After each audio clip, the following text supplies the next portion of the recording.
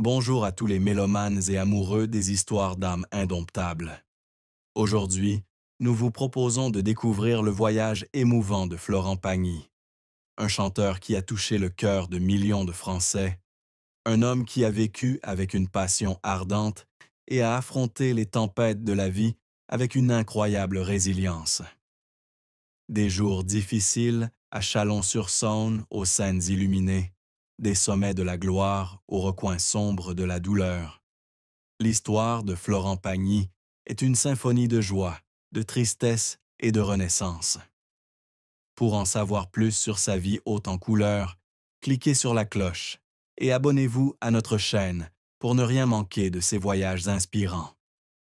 Au crépuscule des années 1990, Florent Pagny montait sur la scène parisienne, sa voix profonde et puissante, telles les vagues s'écrasant contre les falaises, secouant le cœur de milliers de spectateurs. Avec ses longs cheveux romantiques et son regard perçant qui brûlait de passion, il était une icône de la musique française, une star qui non seulement chantait, mais racontait aussi des histoires d'amour, de liberté et de lutte. Des chansons comme Savoir aimer ou Ma liberté de penser n'étaient pas de simples mélodies, mais des déclarations, des couteaux qui s'enfonçaient profondément dans l'âme des auditeurs. Au sommet de sa carrière, Florent Pagny était un vent imparable, emportant chaque regard, chaque cœur et transformant les grandes scènes en un espace d'émotion pure. Mais ce halo, tel un feu ardent, était toujours porteur d'obscurité. Le succès de Florent Pagny, bien que splendide, n'était pas un chemin semé d'embûches. Derrière les concerts à guichets fermés et les récompenses prestigieuses, se cachait un homme qui payait sa célébrité de cicatrices invisibles. Ses luttes silencieuses contre lui-même, contre le système et contre les attentes démesurées du public l'ont mené au bord du gouffre à maintes reprises. Que s'est-il réellement passé? Qu'est-ce qui a poussé une star apparemment invincible comme Florent Pagny à affronter des moments où il se sentait incapable de tenir le coup? Rejoignez-nous dans ce voyage, où chaque note, chaque larme, raconte l'histoire d'un homme qui a vécu sa vie pleinement, même si le prix à payer était parfois trop élevé. Florent Pagny est né le 6 novembre 1961 à Chalon-sur-Saône, une petite ville de Bourgogne. Au bord de la Saône, une rivière poétique. Mais la beauté paisible de cette ville ne suffisait pas à le protéger d'une enfance mouvementée. La famille Pagny n'était pas aisée, vivant dans un petit appartement où des repas simples étaient préparés avec amour par sa mère, Odile, secrétaire, et la rigueur de son père, Jean, vendeur. L'argent était toujours un problème, et Florent, dès son plus jeune âge, était habitué aux disputes tendues entre ses parents à propos de finances et de rêves, inaccessibles. Ces sons, tels de petites tempêtes, semaient l'insécurité dans l'âme du jeune Florent, mais éveillaient aussi en lui un fort désir d'échapper à la pauvreté. La plus grande douleur de l'enfance de Florent fut la rupture de la relation entre ses parents. Bien que non officiellement divorcés, ses parents vivaient souvent séparés, laissant Florent et ses trois frères et sœurs dans un espace dépourvu d'affection. Sa mère, passionnée de musique, chantait souvent des airs folkloriques français pour adoucir les jours difficiles. Ce sont ces chansons, telles des rayons de soleil à travers les fentes d'une porte, qui ont éveillé son amour pour la musique. Mais à 10 ans, sa mère commença à souffrir de problèmes de santé, des douleurs inexpliquées qui la rendirent de plus en plus renfermée. Bien qu'elle ne décéda pas, son déclin laissa une profonde blessure au cœur de Florent, lui donnant l'impression d'avoir perdu une partie de la lumière de son enfance. Pour survivre dans un environnement aussi défavorisé, Florent apprit rapidement à être indépendant. À 13 ans, il commença à faire des petits boulots, de livreur de journaux à boulanger à Chalon-sur-Saône. Le peu d'argent qu'il gagnait non seulement aidait sa famille, mais lui apprit aussi la valeur du travail. La vie dans un appartement exigu où 4 frères partageaient une petite chambre, donnait à Florent le désir d'un monde plus vaste. Il s'échappait sur les bords de Saône, s'asseyait à l'ombre d'un arbre, chantait des chansons d'Édith Piaf ou de Charles Aznavour, s'imaginait sur une grande scène où personne ne pourrait lui dire qu'il n'était pas à la hauteur. Ce sont ces jours difficiles qui ont forgé le résilient Florent Pagny, un garçon qui non seulement survivait, mais rêvait aussi grand dans un monde limité. L'aventure musicale de Florent Pagny débuta par une opportunité, comme un éclair dans le ciel paisible de Chalon-sur-Saône. À 16 ans, Florent décida de quitter sa ville natale, une vieille valise et un cœur passionné à la main, pour Paris, afin de réaliser son rêve musical. Paris, avec ses rues scintillantes et ses bars remplis d'artistes inconnus, était un monde totalement inconnu pour le jeune provincial. Mais c'est son audace et sa voix naturelle qui lui ouvrirent de les portes. Un soir, dans un petit bar de Montmartre, Florent essaya une chanson de Jacques Brel, et sa voix chaude et saoule attira l'attention d'un gérant. Cet homme, Dominique Besnehard, un manager talentueux, devint son premier mentor, voyant en lui le potentiel d'une star. Mais la route vers la gloire ne fut pas facile. Durant ses premières années à Paris, Florent vécut dans une chambre exiguë, faisant tout, du serveur au musicien de rue, pour joindre les deux bouts. Il a essuyé d'innombrables refus de la part des maisons de disques qui jugèrent sa voix trop puissante, trop démodée. Mais c'est sa persévérance et sa grande confiance en lui qui l'ont poussé à persévérer. En 1987, sa véritable chance s'est présentée lorsque Florent a été choisi pour interpréter N'importe quoi, une chanson anti-drogue écrite par Lionel Florence et Pascal Obispo.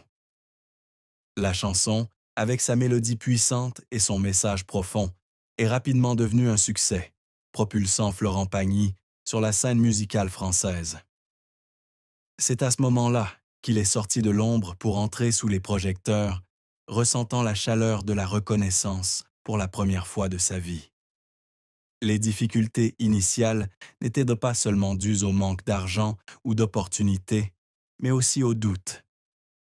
Florent, malgré sa voix exceptionnelle, se demandait souvent s'il était vraiment digne de son grand rêve.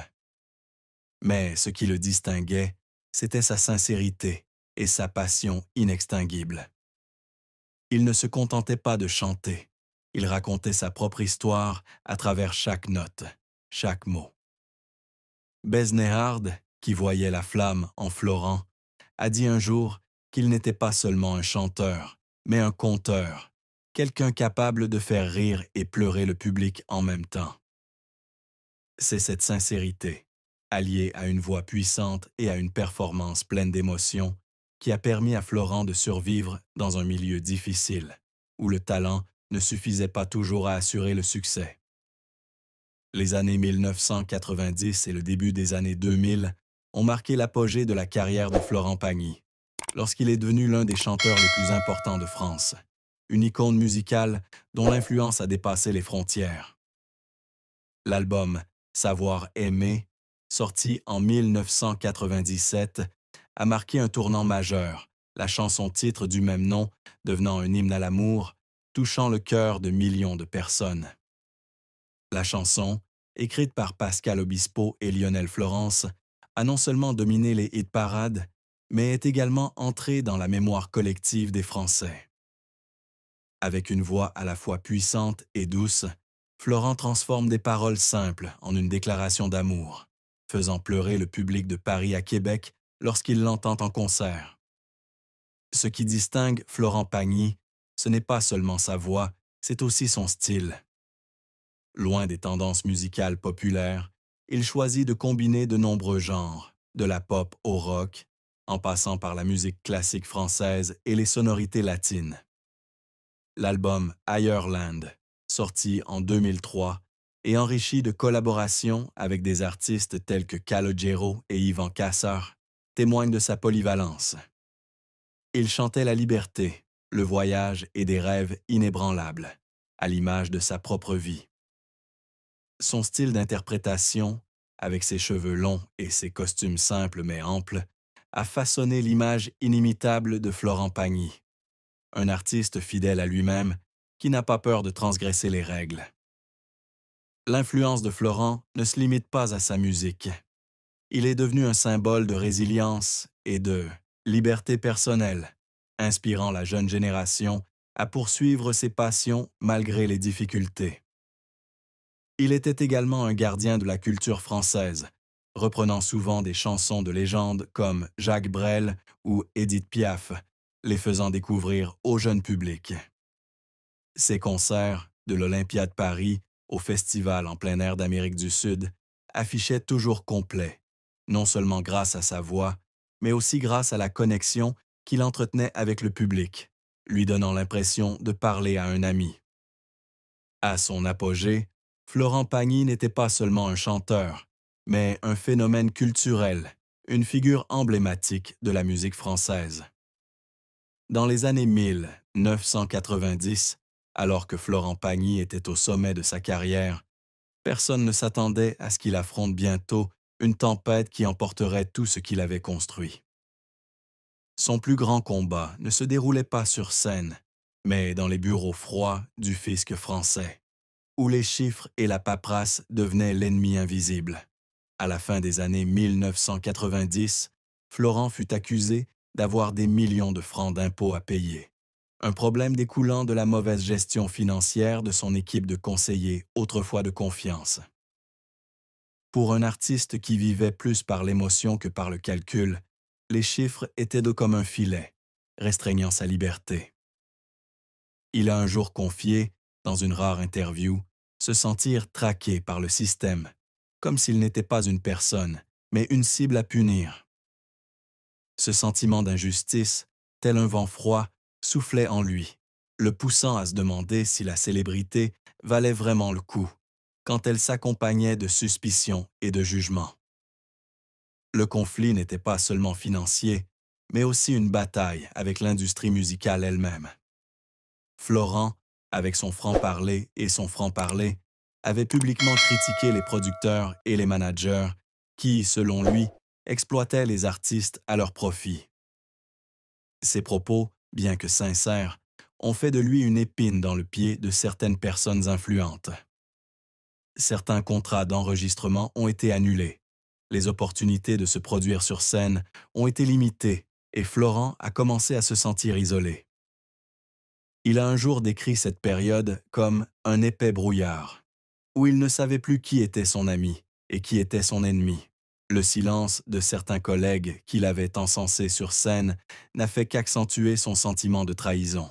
Il se demandait s'il payait le prix d'une trop grande fidélité à lui-même, de son refus de se plier aux règles tacites de l'industrie. Sa décision de quitter la France en 2000 pour s'installer en Patagonie, en Argentine, avec sa femme Azucena Caamaño, n'était pas seulement une échappatoire, mais une déclaration forte. Florent ne voulait pas continuer à vivre dans un environnement qui lui semblait étouffant. Il a choisi une vie simple, loin des projecteurs, où il pouvait entendre le vent souffler dans les vastes champs et les rires de ses deux enfants, Inca et Ael. Mais cette décision a aussi marqué sa chute publique.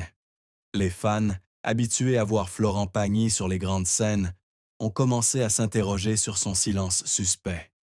Certains pensaient qu'il avait renoncé à la musique, tandis que d'autres murmuraient des échecs personnels.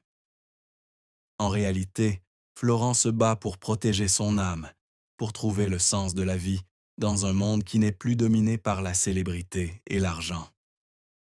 Ce départ, bien que douloureux, est un tournant qui l'aide à se redéfinir, non seulement en tant que chanteur, mais aussi en tant qu'homme aspirant à la liberté.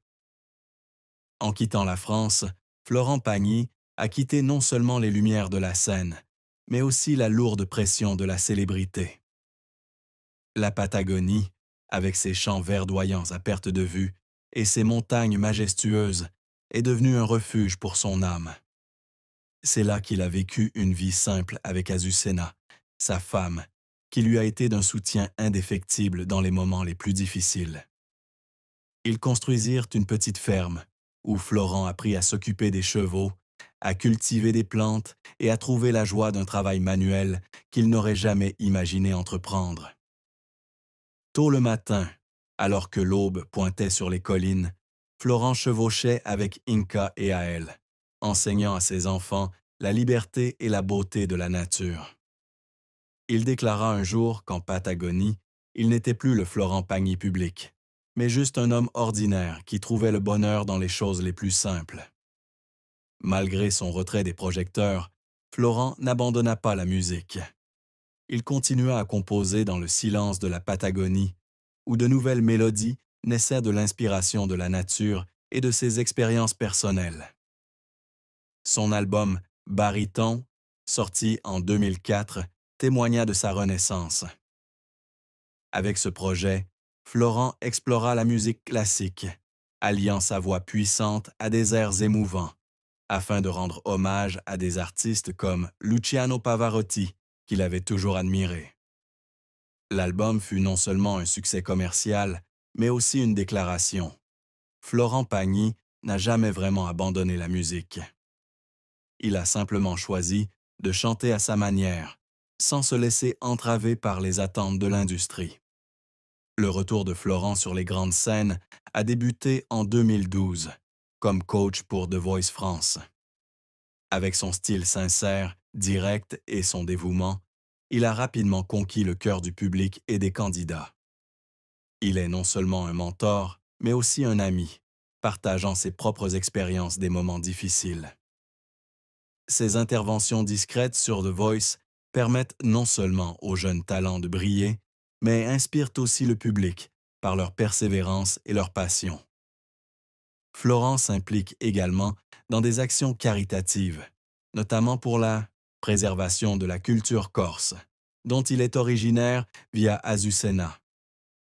Il organise de petits concerts à Ajaccio, où il interprète des chants folkloriques corses pour rappeler la beauté de l'île.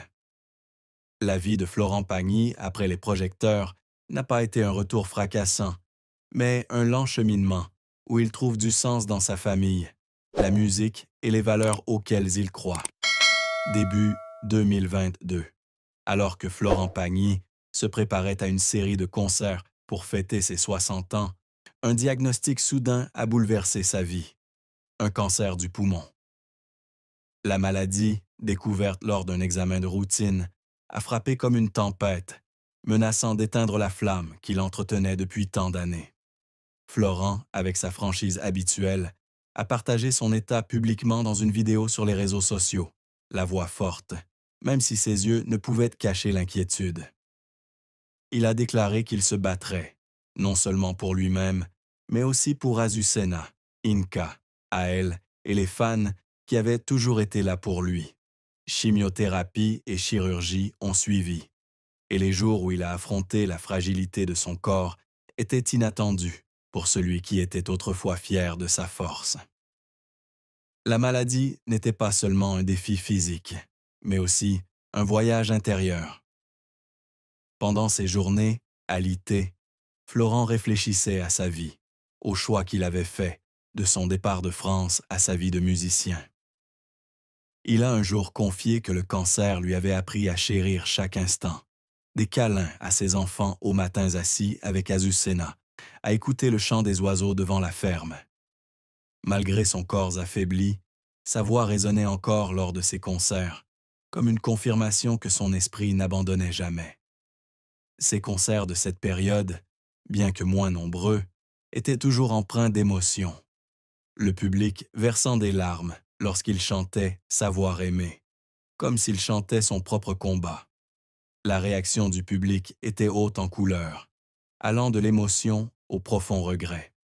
Les fans de longue date organisèrent des campagnes sur les réseaux sociaux, envoyant des milliers de messages d'encouragement, tandis que la jeune génération, qui le connaissait grâce à The Voice, exprimait son admiration pour son esprit indomptable. Mais il y avait aussi des indifférents, ceux qui avaient oublié Florent Pagny avec le temps. Pour Florent, cet oubli n'était pas triste. Il avait dit un jour qu'il n'avait pas besoin que le monde entier se souvienne de lui, juste que ceux qu'il aimait sachent qu'il avait vécu sa vie pleinement. Son héritage ne se résumait pas seulement à ses albums vendus à des millions d'exemplaires, mais aussi à son esprit libre, à sa sincérité et à son amour de la musique et de sa famille. Il laissa derrière lui un riche héritage musical, des ballades soul aux chansons aux influences latines, mais surtout, il laissa une leçon d'authenticité. Florent Pagny, d'un enfant pauvre de Chalon-sur-Saône à une icône musicale française, est un témoignage vivant de la force de la passion et de la résilience. Derrière les lumières des grandes scènes se cache un homme aux cicatrices invisibles, au cœur sensible qui a traversé les tempêtes de la vie. Il a chanté de toute son âme, aimé de tout son cœur et vécu avec une liberté que certains n'osent pas atteindre. Rendons-nous justice à Florent Pagny, ne voyant que sa lumière et oubliant les ténèbres qu'il a traversées. Prenons un moment pour réfléchir à son parcours, aux leçons qu'il a laissées derrière lui. Vivre authentiquement, aimer de tout son cœur et ne pas avoir peur de se relever après une chute. Abonnez-vous pour continuer à découvrir des histoires inspirantes et vous souvenir de Florent Pagny, qui a laissé une flamme qui ne s'éteindra jamais dans nos cœurs. Vivez comme lui, le cœur ouvert et l'esprit inflexible. Prix inflexible. Prix inflexible.